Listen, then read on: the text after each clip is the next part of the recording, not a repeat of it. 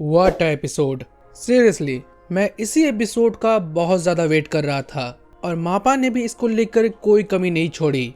What a action, what a brutal scenes, मतलब माकी ने तो खून की नदियां बहा दी। तो यस, जुजुत्सु काइसन सीजन 3 का एपिसोड 4 आ चुका है and this is so brutal. और इसकी जो ये एनिमेशन और एक्शन क्वालिटी है ये इसे और ज्यादा ऊपर ले जाती है और तुम इसकी IMDb रेटिंग देख सकते हो 9.5 से ज्यादा। तो चलो इस एपिसोड के बारे में बात करते हैं। तो माकी जो है वो कर्स टूल को यहाँ लेने आई है जिसके बारे में उसने प्रीवियस एपिसोड्स में बाकियों को बता दिया था, जिसका स्वागत करता है नायोआ जेनेन और ये माकी की बेइज्जती करना शुरू कर देता है, उसे अल्लाह फल्ला कहने लगता है, what a trash, what a useless, ऊपर से तुम्हारा चेहरा खराब हो चुका है और तुम तो कुछ काम की भी नहीं हो। और साथ में हमें एक सीन दिखाया जाता है। पहले तो मैं इस सीन को देखकर घबरा गया था कि भाई ये कुछ और तो नहीं दिखा रहे। ये क्या तमाशा लगा रखा है तूने? ये तस्वीरें दिखाकर क्या साबित करना चाहता है तू? क्या साबित करना चाहता है तू? बट आई रियलाइज दिस कि इस टाइम जो हमारा नायोआ है वो हमारी माकी को बुली कर रहा है और ये चीज वो कहते हुए कहता भी है कि अब तुम करना क्या चाहती हो, पर हमारी माकी सैवेज की तरह बिना कुछ बोले वहां से चली जाती है। या silence is the most powerful weapon. जहाँ पर उसकी जो मदर है वो उसको जाने से रोकती है कि यहाँ पर तुम जा नहीं सकती, ये यहाँ पर तुम लोगों की जगह नहीं है। बट यहाँ माकी बोलती है कि मेरे पास क्लैन के हेड का परमिशन है, जो कौन है, हमारा मेगुमी। वैसे तो वो बनना नहीं चाहता था और वो ये भी चाहता था कि अगर किसी को बनना ही है तो वो माकी बन जाए। बट वी नो कि माकी को लेकर उसके जलन क्लैन में कितना ज्यादा हेट है। ऊपर से वो कर्स एनर्जी का यूज नहीं कर सकती और सबसे बड़ी बात कि वो लड़की है। क्या? हाँ, उनके क्लैन में लड़कियों को लेकर बहुत ही बेकार सोच है। पर हमारा मेगुमी मान जाता है और उसे जाने का ऑर्डर दे देता है। मगर उसकी माँ जो है उसे बार बार रोक रही है, उसको ताना दे रही है, उसे गुस्सा कर रही है। पर उसकी माँ जो है उसको चिल्लाते हुए कह रही है कुछ तो ऐसा काम कर दो जिसमें मुझे तुम पर गर्व हो।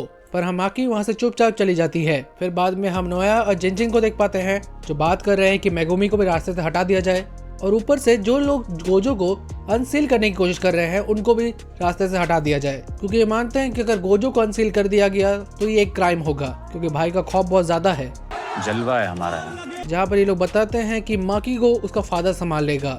जहाँ वापस से हम माकी के पास आते हैं, फिर वो अपनी बहन को भी देख पाती है जिसको उसके पापा ने बहुत ज्यादा कूटा है। फिर माकी अपना वेपन शो करती है। फिर उसका बाप भी रेडी हो जाता है जो अपनी कर्स टेक्निक यूज करता है जिसका नाम है फ्लोइंग ब्लॉसम इमोशन। और ये जो टेक्निक है ना, ये किसी भी तरह के कर्स टेक्निक या किसी तरह के कर्स अटैक को अवॉइड कर सकता है। तो माकी भी अपने कर्स टूल का यूज करके उस पर अटैक करता है और एक झटके में उसकी तलवार को काट देता है।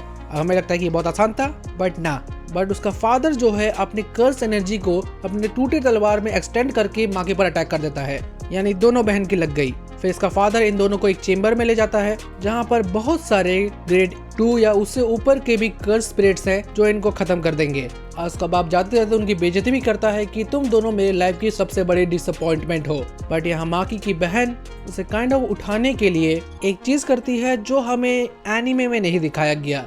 एक्चुअली वो इस टाइम पे माकी को किस करती है। अब आई डोंट नो कि इसे एनीमे में क्यों नहीं दिखाया गया, क्योंकि जबकि इसको एनीमे में दिखाया गया था। लेकिन तू कर भी क्या सकता है। अब जो कुछ भी हो, जिस एक अलग जगह में आ जाते हैं जो मुझे चेनसो मैन के रेजे मूवी की वाइब्स दे रहा है, जो बीच वाला सीन था। अब उसे भी मापा ने बनाया है तो तुम समझ सकते हो। तो यहाँ पर मतलब बस बात यही होती है कि जब तक उसकी बहन रहेगी तो यहाँ माकी जो है फुल पावर का यूज नहीं कर पाएगी, तो वो अपने आप को सेक्रीफाइस कर रही है, क्योंकि ये दोनों जो है ट्विंस हैं। क्योंकि जब तक इन दोनों में से अगर कोई एक स्ट्रॉन्ग बनता है और दूसरा वीक रहता है तो वो जो स्ट्रॉन्ग बन रहा है वो भी वीक रहेगा। इसीलिए किसी ना किसी को तो मरना पड़ेगा जिसे दूसरा वाला ग्रोथ कर पाए। यहाँ माकी उसे रोकने की कोशिश करती है। फिर हम माकी के हाथ में एक स्पॉट देख पाते हैं और उसको चारों ओर से कर्स पेस्ट ने घेर दिया है। और फिर इसके बाप को लगता है कि नहीं, सब कुछ खत्म हो गया।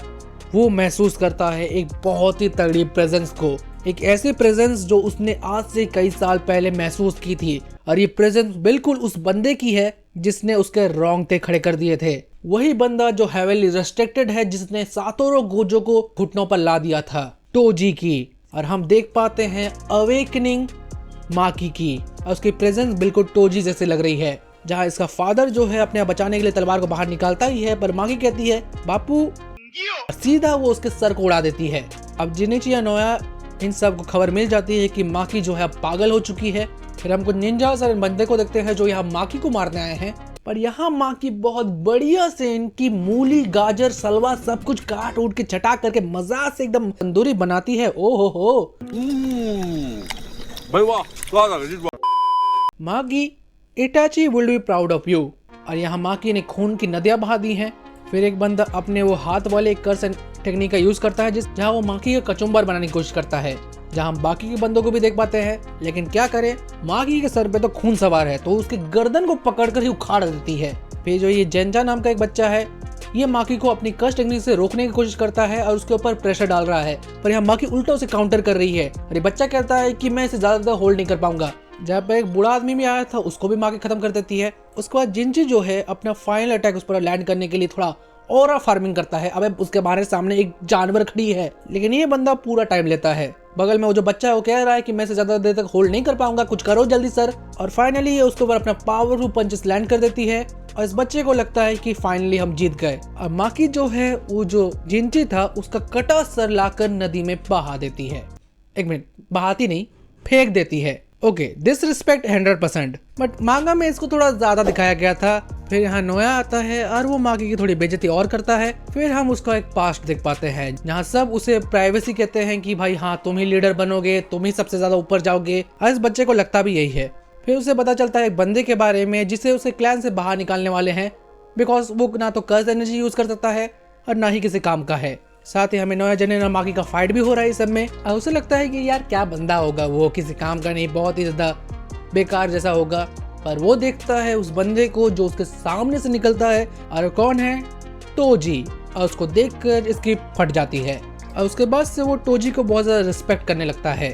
और यही चीज कहकर वो चिल्लाता है कि तुम कभी टोजी जैसा नहीं बन सकती। और साथ ही वो अपनी कर्स टेक्निक का भी यूज कर रहा है, जो 20 फेम्स वाली कोई एक कर्स टेक्निक है, जिससे वो अपने ओपोनेंट को एक फेम में डाल देता है, काइंड ऑफ फ्रीज कर देता है, जिससे वो 24 फेम्स में बहुत ज्यादा तेजी से मूव करके अपने ओपोनेंट पर अटैक करता है।